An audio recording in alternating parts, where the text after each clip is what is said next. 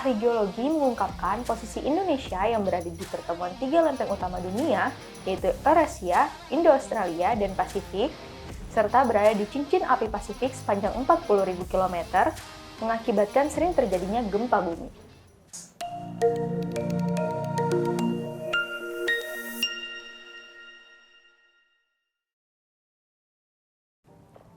Halo Sobat BLKP, balik lagi bersama Vira di Kopdar BLKP, konten pintar dari BLKP. Kali ini kita akan membahas tentang tahapan-tahapan sebelum membuat rumah tahan gempa di Indonesia.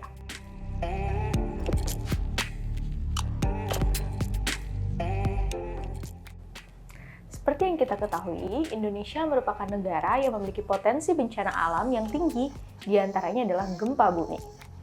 Para ahli geologi mengungkapkan posisi Indonesia yang berada di pertemuan tiga lempeng utama dunia, yaitu Eurasia, Indo-Australia, dan Pasifik, serta berada di cincin api Pasifik sepanjang 40.000 km, mengakibatkan sering terjadinya gempa bumi. Salah satu bahaya yang ditimbulkan oleh gempa adalah kerusakan bangunan, hingga adanya korban jiwa. Melihat kondisi tersebut, sudah seharusnya pihak pemerintah dan masyarakat, apalagi di kawasan rawan gempa, secara sadar lebih masif untuk mengembangkan rumah tahan gempa demi keamanan dan keselamatan bersama. Sayangnya, masih banyak rumah di Indonesia yang belum mengusung desain rumah tahan gempa. Padahal, memiliki rumah tahan gempa menjadi hal paling penting bagi para pemilik hunian di Indonesia yang terkenal merupakan wilayah rawan gempa. Lantas, apa saja yang wajib kamu persiapkan jika memiliki niat membangun sebuah hunian tahan gempa? Nah, pada video kali ini, kita akan mengulas secara khusus hal-hal yang perlu diperhatikan sebelum membuat rumah tahan gempa di Indonesia sebagai antisipasi potensi gempa yang terjadi di masa depan. Ikuti terus video ini ya, dan mari kita kulik bersama. Tapi sebelumnya, jangan lupa untuk like, share, komen, dan subscribe ya. Apa sih rumah tahan gempa? Rumah tahan gempa merupakan istilah untuk rumah yang mampu mengurangi resiko akibat gempa secara optimal dan memenuhi standar-standar yang telah ditetapkan oleh Pedoman Teknis Rumah dan Bangunan Gedung Tahan Gempa.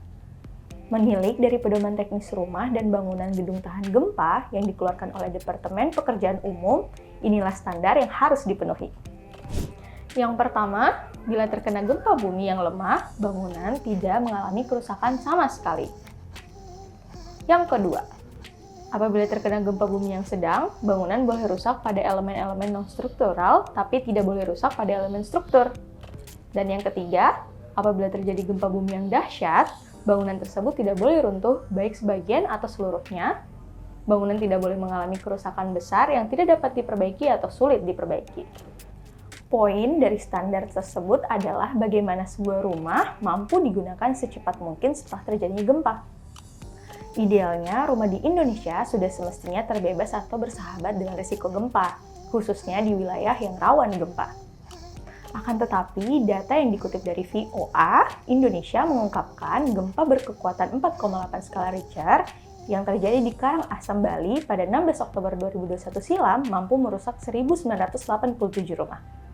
Hal itu menunjukkan jika rumah di Indonesia belum masuk standar Departemen Pekerjaan Umum. BNPB mengatakan penguatan struktur bangunan tidak saja diperlukan pada rumah yang akan dibangun di masa mendatang. Namun, hal ini juga terjadi pada bangunan rumah lainnya yang sudah dibangun dengan tidak memperhatikan kaidah bangunan tahan gempa. Namun sebenarnya seperti apa sih kaidah rumah tahan gempa itu? Bangunan tahan gempa merupakan bangunan yang dibangun satu komponen fondasi, kolom, balok, tinggi, rangka atap, hingga atap yang disambung satu sama lain agar jika terjadi gempa, bangunan mengalami getaran sebagai satu kesatuan. Tentunya dibarengi dengan bahan bangunan yang berkualitas dan pengerjaan yang sempurna. Kementerian PUPR sudah membuat pedoman cara tepat membuat rumah tahan gempa di Indonesia dengan arahan detail. Untuk memberikan gambaran bagi Sobat Kopdar BLKP semuanya, berikut rangkumannya. Ada beberapa hal yang harus diperhatikan sebagai bagian dari cara membangun rumah tahan gempa di Indonesia. Yang pertama, struktur rumah simetris. Rumah sebaiknya menggunakan struktur yang simetris agar lebih kokoh dalam menerima guncangan gempa. Dengan struktur yang sederhana dan simetris, dipastikan beban dapat diterima secara merata ke seluruh rangka bangunan rumah dan minimalisir tekanan di titik tertentu. Yang kedua, Pondasi yang kuat dan terstruktur. Satu hal yang sering lupa, utamanya pada hunian adalah pentingnya pondasi bagi sebuah bangunan. Ketentuan pondasi untuk rumah anti gempa, yaitu wajib memiliki struktur yang bersinggungan langsung dengan tanah. Ini berfungsi penting sebagai pendistribusian beban bangunan ke dasar tanah. Oleh karena itu, pondasi wajib berdiri di tanah yang padat dan keras.